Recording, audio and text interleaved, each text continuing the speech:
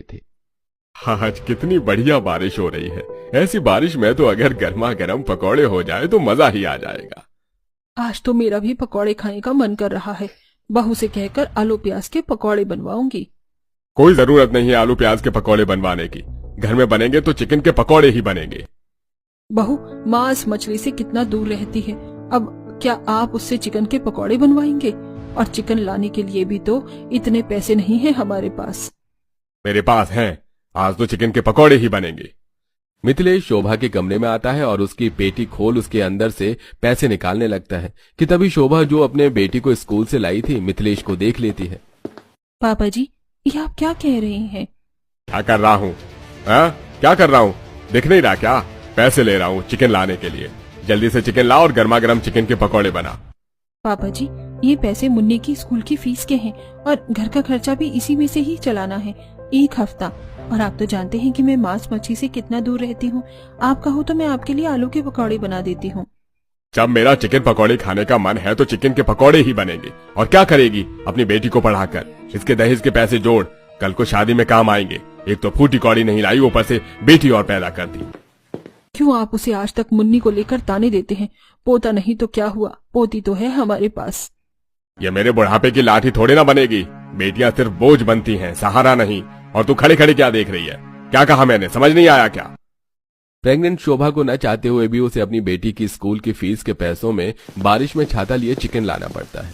शोभा अब अपने ससुर के लिए चिकन पकौड़े बनाती है। जब मिथिलेश शोभा के बनाए हुए चिकन के पकौड़े बैठकर खाता है तो अरे ये कैसे चिकन के पकौड़े बनाए हैं तूने? रत्ती भर भी स्वाद नहीं है इसमें। अरे इसमें तो कुछ ढंग का बनाना भी नहीं आता। सारा मूड खराब कर दिया। मिथिलेश पकौड़े की प्लेट सरकाकर वहां से चला जाता है। क्या करूं बहू, तुम्हारे ससुर के आगे मेरी एक नहीं चल पाती। लेकिन तुम हिम्मत मत हारो, सब ठीक होगा। शोभा का पति भी हफ्ते में 1 से 2 बार ही घर आ पाता था, जिसके चलते वो अपने पति से भी खुलकर कुछ बात नहीं कर पाती थी।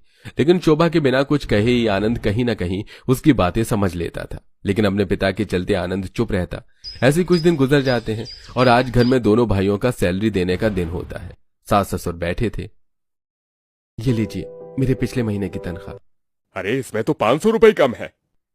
हाँ, वो पिछले महीने शोभा की थोड़ी तबीयत खराब हो गई थी ना, इसलिए मालिक से थोड़े पैसे ले लिए थे दवाई के लिए, उसके ही कटे हैं। अरे खर्चे पर खर्चा, क्या जरूरत थी दवाई लाने की? कौन सा मर रही थी ये?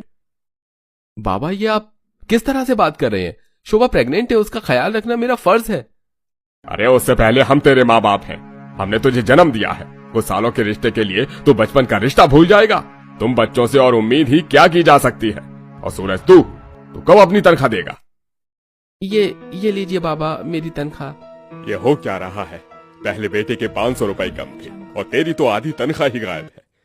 क्या कर रहा है तू आजकल पैसों का? अरे 8-9 महीने से देख रहा हूँ, ठीक से घर पर पैसे ही नहीं दे रहा। मैं नई जगह नौकरी ढूंढ रहा हूँ। इस जगह पर मालिक तनख्वाह देने में बहुत आनाकानी करता है।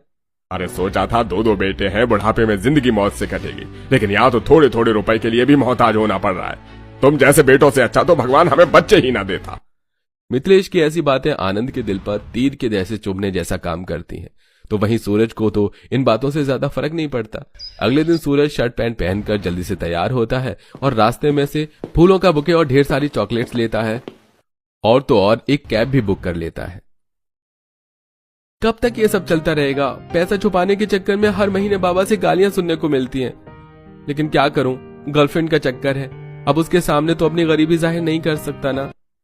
कैब आती है और अब सूरज एक बड़े से रेस्टोरेंट पहुंचता है जहां उसकी अमीर गर्लफ्रेंड माया उसका काफी देर से इंतजार कर रही होती है। इस 8 महीने के रिलेशनशिप में तुम कभी टाइम से भी आए हो? आखिरकार तुम्हारी गाड़ी ठीक कब होगी? अगर नहीं ठीक हो रही है तो नई गाड़ी ले लो।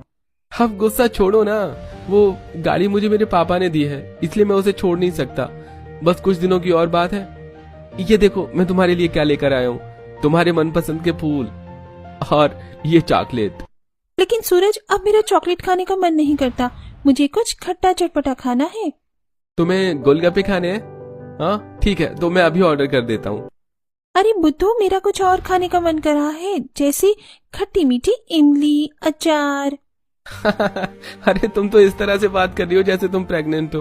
पता है जब मेरी भाभी प्रेग्नेंट थी तो वो भी ज्यादातर यही खाती थी। सूरज, मेरे ख्याल से अब हमें शादी कर लेनी चाहिए। क्या कहा? शादी? लेकिन माया, हमें एक साथ